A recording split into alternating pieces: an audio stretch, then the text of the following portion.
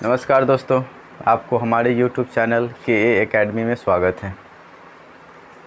आज फिर हम एक बार ऑब्जेक्टिव का एक अगला वीडियो लेकर आए हैं जो आपके एग्ज़ाम के लिए बहुत महत्वपूर्ण है। आज हम किरचॉफ्स के नियम तथा विद्युत परिपथ चैप्टर जो है उससे हम कुछ ऑब्जेक्टिव आपको बताएंगे।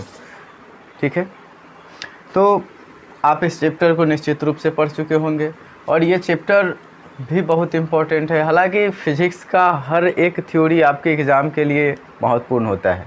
ज़रूरी नहीं है कि जो चीज़ आप सोचे वही एग्ज़ाम में पूछ सकता है। एग्ज़ाम में कोई सा भी क्वेश्चन पूछ सकता है, आपको तैयारी पूरी होनी चाहिए। ठीक है, इसलिए पूरा सिलेबस पढ़े, सभी क्वेश्चन को डील करें, क्वेश्चन को घर पे बना कर प्रैक्टिस करें। केवल याद करने की कोशिश न करें, उसके प्रोसेस को जाने, उसको हमेशा सॉल्व करने की कोशिश करें और इन सब प्रैक्टिस कीजिएगा। इस तरीक़ा का घर पे बना कर उसको हमको प्रैक्टिस करना है, क्वेश्चन को सॉल्यूशन करना है या फिर थ्योरी को प्रूव करना है, तो ये ज़्यादा आसान होगा। और थ्योरी को प्रूव करने लगते हैं, उस चीज़ को डील करने लगते हैं, मतलब प्रोसेस बना कर, ऐसा नहीं कि हम उसको याद कर लें। अगर हम उसको समझकर और एक सॉल्व करें, प्रूव्ड करें, तो आपको उससे संबंधित ऑब्जेक्टिव भी आसानी से बन जाएगा। केवल आप थ्योरी को रट लेते हैं तो वहाँ से फिर ऑब्जेक्टिव नहीं हो पाएगा, क्योंकि आप उस चीज़ को समझ ही नहीं पा रहे हैं, आप उसको डील नहीं कर पा रहे हैं, तो फिर आप ऑब्जेक्टिव वहाँ पे क्रिएट नहीं कीजिएगा।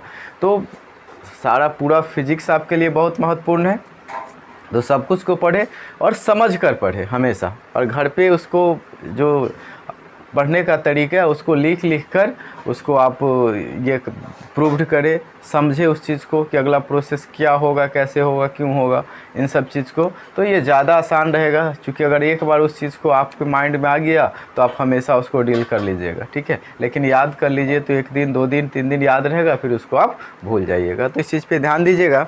चलिए, किरचॉफ्स लॉ और विद्युत परिपथ से संबंधित कुछ ऑब्जेक्टिव हम जानते हैं। तो आपको पता है कि किरचॉफ्स नियम में विद्युत धारा के बारे में हम लोग विशेष करके और विद्युत विभव के बारे में पढ़ते हैं। तो विद्युत धारा क्या होता है? विद्युत धारा I बराबर होता है dQ/dt, यानी आवेश की प्रवाह की दौड़ को हम विद्युत धारा कहते हैं। क्या कहते हैं? आवेश की प्रवाह को हम विद्युत धारा कहते हैं। तो आपको पता है कि विद्युत धारा का जो मात्रक होता है वो एम्पियर होता है। ठीक है, अब इसका डायमेंशन की बात करें तो डायमेंशन या तो हम A लिखते हैं या फिर I लिखते हैं, ये विद्युत धारा का लिखते हैं। अगर इसको हम क्रॉस मल्टीप्लाई कर ले तो dQ बराबर क्या हो जाएगा? I into dt। I into ये होता है एम्पियर और dt यानी टाइम, इसका होता है सेकेंड। तो एम्पियर सेकेंड ये होता है आवेश का विद्युत मात्रक, आवेश का मात्रक होता है एम्पियर सेकेंड। इसी को एम्पियर आवर भी लिख सकते हैं आप। ठीक है, और कई बार एग्ज़ाम में ये पूछे हुआ है कि एम्पियर आवर किसका ऐसा ही मात्रक है, तो आपको देख सकते हैं आवेश का। आवेश का अगर डायमेंशन लिखे तो आवेश के लिए A चाहे I और समय के लिए T, तो AT या फिर IT, ये डायमेंशन हो जाएगा आवेश का। ठीक है, तो आवेश का ये जो एम्पियर सेकेंड है इसी को हम लोग कूलम्ब भी बोलते हैं। तो आवेश का ऐसा ही मात्रक कूलम्ब होता है, इसको एम्पियर सेकेंड भी बोलते हैं, इसी को एम्पियर आवर भी बोलते हैं। एक बार एग्ज़ाम में पूछे हुआ था कि एम्पियर आवर में क्या मापा जाता है, एम्पियर आवर में क्या मापा जाता है, या फिर इसी क्वेश्चन को इस चीज़ में पूछा जाए कि बैटरी की शक्ति को किस चीज़ में मापते हैं। तो याद रखिए कि एम्पियर आवर में बैटरी की शक्ति को, बैटरी की शक्ति मतलब क्या होता है? जैसे हम बैटरी को क्या करते हैं? चार्जिंग करते हैं। चार्ज इंग्लिश वर्ड होता है, हिंदी में उसको आवेश करते हैं, मतलब आवेशन करते हैं, कितना आवेश वो ले रहा है। तो आवेश को हम किस चीज़ में माप रहे हैं? एम्पियर सेकेंड, एम्पियर आवर में।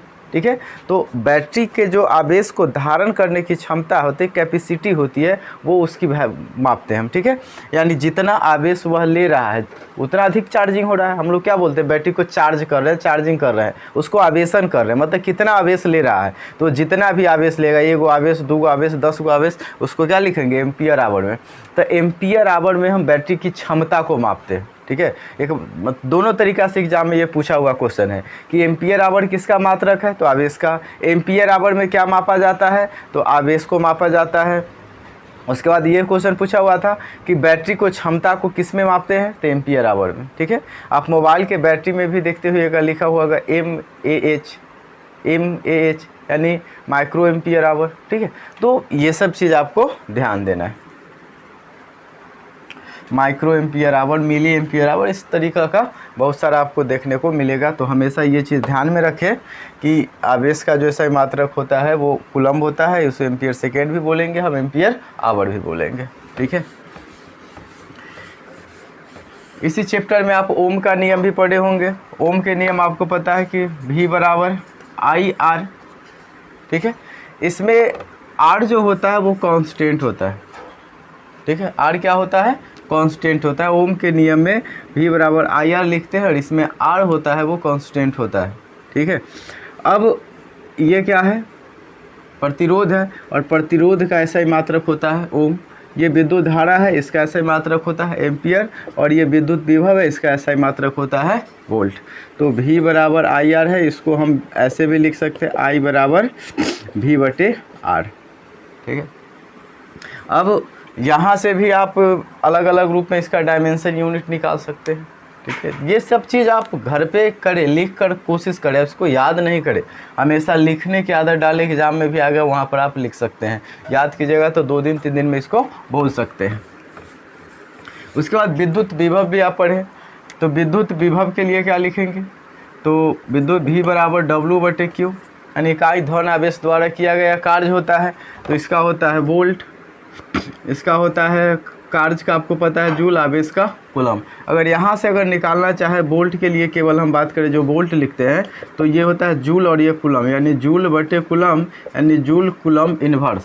जूल कूलम्ब इन्वर्स ये भी विद्युत विभव का ही होता है, और इसी को हम लोग वोल्ट भी बोलते हैं, ठीक है। इसका डायमेंशन भी आप चाहे तो यहाँ से लिख सकते हैं। W है, तो W का क्या होता है? फोर्स बराबर, ये कार्य बराबर बल गुणे विस्थापन होता है। तो इसका हो जाएगा ml² T-2 कार्य का, और नीचे आवेश का AT चाहे IT, तो ये हो जाएगा ml², ये ऊपर जाएगा तो -3 और फिर A इन्वर्स। ये हो जाएगा हमारा डायमेंशन किसका? विभव का, ठीक है। तो आप जैसे यहाँ पे हमने कार्य का लिख दिया ml² T-2। अब अगर आपको याद नहीं है कार्य बराबर, तो ऐसे फार्मूला में लिखे, फोर्स बराबर ml/T-2 I × L, ये कार्य का हो। फोर्स का नहीं याद है तो आप फोर्स को फिर बदल लीजिए मास इंटू एक्सीलरेशन में। यानी हमेशा कोशिश करना है कि हमको उसके प्रोसेस में जा कर लिखे, तो आपको क्या होगा कि अगर एक चीज़ लिखते हैं तो वहाँ से आपको ढेर सारा चीज़ आ जाएगा, ढेर सारा चीज़ याद हो जाएगा। जैसे हम यहाँ पे विभव का लिखे तो हमको कार्य का लिखना पड़ा, कार्य का अगर नहीं पता होता तो हम फोर्स का लिखते, फोर्स का नहीं पता होता तो फिर उसको मास इंटू एक्सीलरेशन के रूप में लिखते। तो इन सारे चीज़ें उसको छोटे छोटे फार्मूला में तोड़कर डायमेंशन लिख कर और हम आगे बढ़ते जाएंगे तो हमको वहाँ से डायमेंशन मिल जाएगा। और ये चीज़ आपको प्रैक्टिस करने से आएगा। आप घर पे जितना ज़्यादा प्रैक्टिस करेंगे उतना ज़्यादा बेनिफिट होगा। उन सारी छोटी छोटी चीज़ आपके माइंड में आ जाएगा, जो आप बहुत आसानी से सब चीज़ को डील कीजिएगा, ठीक है। जैसे अभी हम लिखे थे V बराबर IR, ठीक है। अब यहाँ से विभव का डायमेंशन निकल गया। अगर आपको R का डायमेंशन निकालना है तो R बराबर क्या हो जाएगा? V/I। V का डायमेंशन यहाँ पे लिखिए और नीचे I का डायमेंशन लिखिए आसानी से। तो ये नहीं कि एक ही बार हम उसी फार्मूला को लिख ले और लिखने की कोशिश करें तो हमको ये याद नहीं है। आप उसको फार्मूला को तो रिड्यूस करते जाइए, तोड़ते जाइए, पीछे की ओर बढ़ते जाइए, और फिर वहाँ से छोटा छोटा फार्मूला आएगा उसका डायमेंशन लिखिए, फिर आगे लिखिए।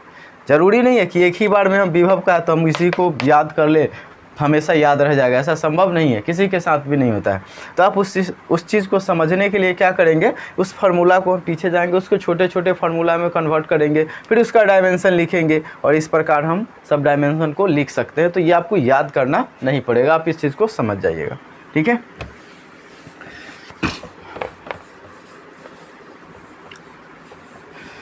उसके बाद इसी चैप्टर में आप किरचॉफ्स का नियम भी पढ़े होंगे। तो किरचॉफ्स के नियम क्या होता है? ये सिग्मा I बराबर 0, यानी किसी संधि पर सभी धाराओं का बीजगणितीय योग 0 के बराबर होता है। ये भी एक अपने आप में ऑब्जेक्टिव क्वेश्चन है। ये 2 टाइप्स क्वेश्चन भी, 2 नंबर टाइप्स भी क्वेश्चन है। यानी पूछ लेगा ऑब्जेक्टिव क्वेश्चन के रूप में कि किसी संधि पर सभी धाराओं का बीजगणितीय योग कितना होता है? तो 0 के बराबर होता है। ये क्या है? तो किरचॉफ्स का प्रथम नियम है, फर्स्ट लॉ। उसके बाद इसी में पूछ लेता है यह किसके संरक्षण पर आधारित है। तो आपको पता है कि ये जो I है, इस I को dQ बटे हम dt लिखते हैं, और इसका वैल्यू क्या है 0 है। यानी Q का मतलब क्या चीज़ है, इसका मतलब है कांस्टेंट। क्यों? क्योंकि कोई भी कांस्टेंट राशि है, जैसे कि y बराबर अगर हम लिखते हैं 4 तो इसका डिफ्रेंशिएशन करेंगे dy/dt तो 0 आएगा। कांस्टेंट का डिफ्रेंशिएशन ही 0 होता है। यानी Q बराबर कांस्टेंट है तो इसका डिफ्रेंशिएशन करेंगे dq/dt तो कांस्टेंट का हो जाएगा 0। ठीक है ना। जैसे कि y बराबर 4 है तो इस कांस्टेंट राशि है, इसका डिफ्रेंशिएशन करेंगे तो 0 आएगा। तो आपको पता है कि सभी संधि पर बीजगणितीय योग 0 होता है धाराओं का। तो इस i के जगह dq/dt बराबर 0, यानी 0 है, इसका मतलब क्या, q बराबर कांस्टेंट। यानी किरचॉफ का जो प्रथम नियम है वह आवेश संरक्षण पर आधारित है। यानी q बराबर कांस्टेंट है, इसका मतलब q1 बराबर q2 ऐसे लिख सकते हैं, या फिर q1 प्लस q2 बराबर q2 प्लस q3 इस प्रकार कर सकते हैं। कुछ भी लिख ले, उससे कोई फर्क नहीं पड़ता है। ये होता है आवेश संरक्षण के सिद्धांत पर आधारित। ठीक है, बहुत ही महत्वपूर्ण क्वेश्चन है कि किरचॉफ का प्रथम नियम किसके संरक्षण पर आधारित है। चलिए, उसके बाद किरचॉफ का दूसरा नियम भी इसी में आप लोग पढ़े होंगे। दूसरा नियम क्या होता है कि sigma IR equal to E। ठीक है, यानी ये क्या होता है कि किसी बंद लूप में, ये जो किरचॉफ का दूसरा नियम है इसको लूप लॉ भी कहा जाता है। ठीक है, इसको बोला जाता है किसी बंद लूप में धारा I तथा प्रतिरोध R के गुणनफल का बीजगणितीय योग परिपथ में लगे विद्युत वाहक बल के बराबर होता है। तो ये IR देखिएगा, ये भी है और ये तो विद्युत वाहक बल है ही। यानी दोनों तरफ क्या चीज़ है, ऊर्जा है। विद्युत वाहक बल क्या है, एक कार्य होता है, और कार्य क्या चीज़ है, ऊर्जा होता है। ये इकाई आवेश द्वारा किया गया कार्य होता है। ठीक है, और इकाई आवेश द्वारा कार्य क्या है, वही तो ऊर्जा होती है ना। यानी सेल में क्या चीज़ होता है, सेल जो बैटरी है उसमें ऊर्जा रहता है, एनर्जी रहता है, जो आवेश को एक टर्मिनल से दूसरे टर्मिनल की ओर ले जाता है धक्का मारकर, तभी तो आवेश चलना शुरू होता है। तो करंट क्या होता है, फ्लो होता है, उसको एनर्जी देता है आवेश को चलने के लिए। जैसे ही बैटरी डाउन हो गया, उसका एनर्जी खत्म होता है, अब वो आवेश को नहीं धकेल सकता है, तो फिर उससे करंट फ्लो नहीं होगा, उससे बल्ब नहीं जलेगा।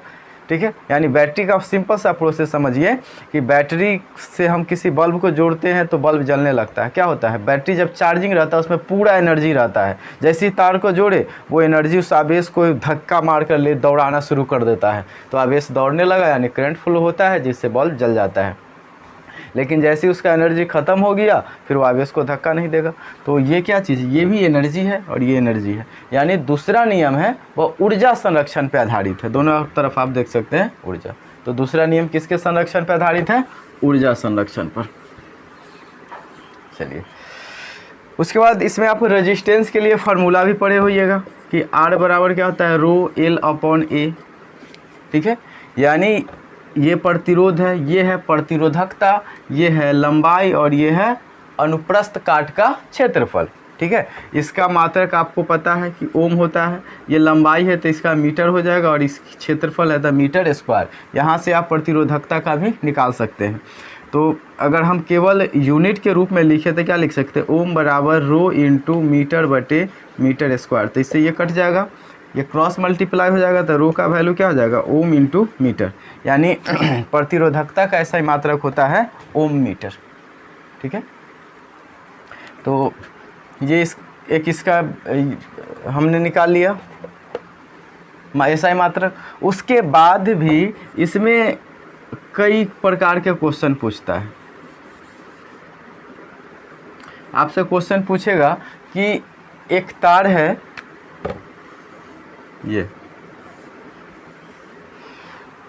और इसकी प्रतिरोध है ओम R, और इसको बीच से 2 बराबर भागों में काट दिया गया।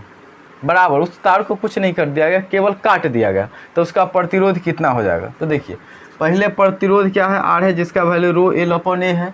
अब इसको सीधा काट देंगे तो कोई चीज़ नहीं बदलेगा, अनुप्रस्थ काट का क्षेत्रफल भी नहीं बदलेगा, रो इसका प्रॉपर्टीज होता है वो नहीं बदलेगा, केवल लंबाई बदलिए, यानी जो नया लंबाई हो जाएगा वो पहले का आधा हो जाएगा। ठीक है, तो R डैश हम निकालेंगे, वो क्या हो जाएगा, रो, और इस L के जगह हो जाएगा L/2 इंटू A।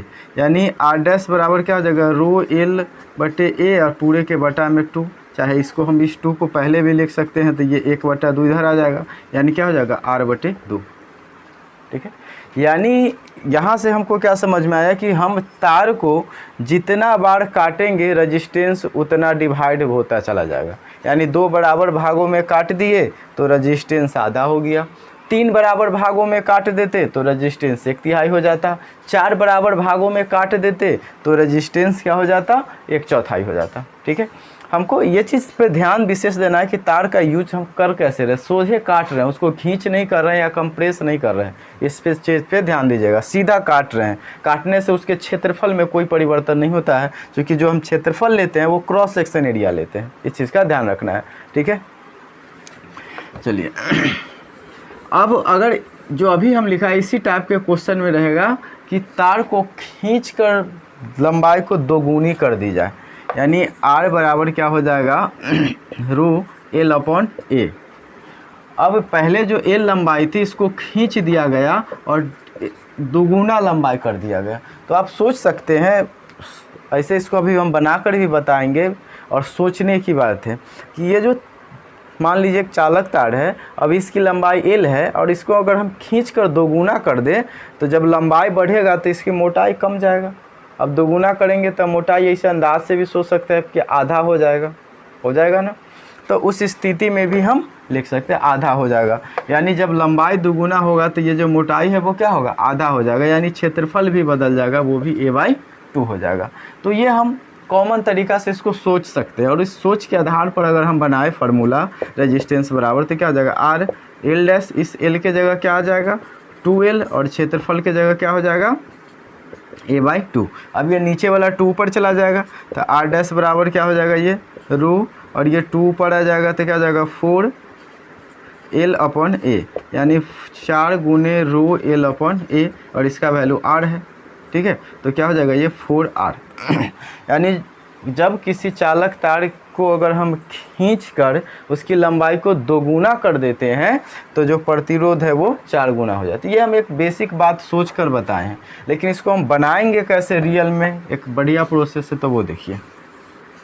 ये सिंपल सा तरीका जो आपको आसानी से याद हो जाए, इसलिए हम ऐसा बता दिए। अब इसको हमको बनाने के लिए सोचेंगे, देखिए ऊपर भी हम A से गुना कर देंगे और नीचे भी A से गुना कर देंगे, क्योंकि किसी भी राशि में बराबर संख्या से ऊपर नीचा गुना करने पे उसके मान में परिवर्तन नहीं होता है। तो A कट जाएगा, कोई मान में परिवर्तन नहीं है। तो इस फार्मूला को लिखे तो रो और L गुने A क्या हो जाएगा, आयतन हो जाएगा, लंबाई ये वाला क्षेत्रफल गुने ये वाला लंबाई, आयतन, और नीचे क्या हो जाएगा A²। ठीक है, अब देखिए, अब इस स्थिति में क्या हो जाएगा कि कोई भी संख्या है, या फिर हम इसको इसका रूप में कन्वर्ट करते हैं जब क्षेत्रफल बदलने की बात हो, या तार में कहेगा क्या कि उसकी खींच दे कि उसकी क्षेत्रफल आधा हो, अनुप्रस्थ काट का मतलब L लंबाई के तार को खींचकर इस प्रकार परिवर्तित किया गया कि उसका क्षेत्रफल आधा हो गया, उसका त्रिज्या आधा हो गया। इस टाइप का जब क्वेश्चन आएगा तो हम इस फार्मूला से बनाएंगे, यानी फार्मूला को हम क्षेत्रफल के रूप में कन्वर्ट कर लिए। लेकिन अभी जो हम क्वेश्चन आपको बोले थे कि तार को खींचकर उसकी लंबाई को दोगुना कर दिया गया, यहाँ पे अभी बात हो रही है लंबाई की, तो उस स्थिति में जो हम फार्मूला निकालेंगे R बराबर तो क्या लिखेंगे रो L/A, इस बार ऊपर नीचे L से गुना कर देते हैं तो क्या हो जाएगा रो L² बटे फिर नीचे A गुने L, यानी लंबाई गुने क्षेत्रफल, अनुप्रस्थ काट का क्षेत्रफल, तो क्या हो जाएगा V, यानी R बराबर रो L² बटे V। जब लंबाई बदलने की बात हो तो हम ये फार्मूला यूज़ करेंगे, यानी क्षेत्रफल बदलने की बात हो तो ये वाला फार्मूला यूज, और लंबाई बदलने की बात हो तो ये वाला फार्मूला यूज़ करेंगे। और ऐसा क्वेश्चन रहेगा, आपको रहेगा कि R त्रिज्या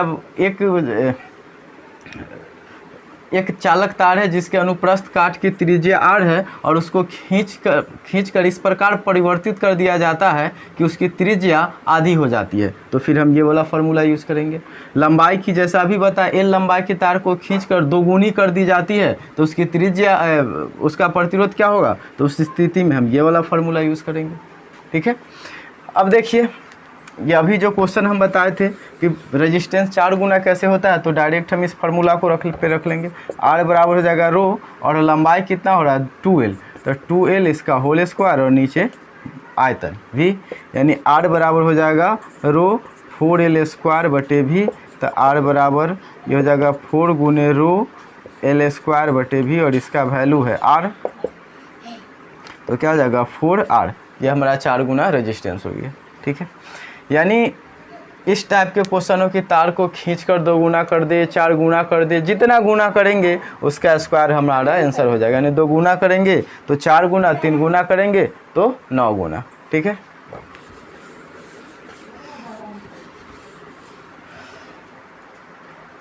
उसके बाद होते इलेक्ट्रॉन के अंदर ड्रिफ्ट वेलोसिटी के लिए भी फार्मूला पढ़े होंगे। ठीक है, तो इलेक्ट्रॉन के अंदर जो गति होती है वो अपसरित गति होती है, उसको अवमंदित गति भी हम कहते हैं।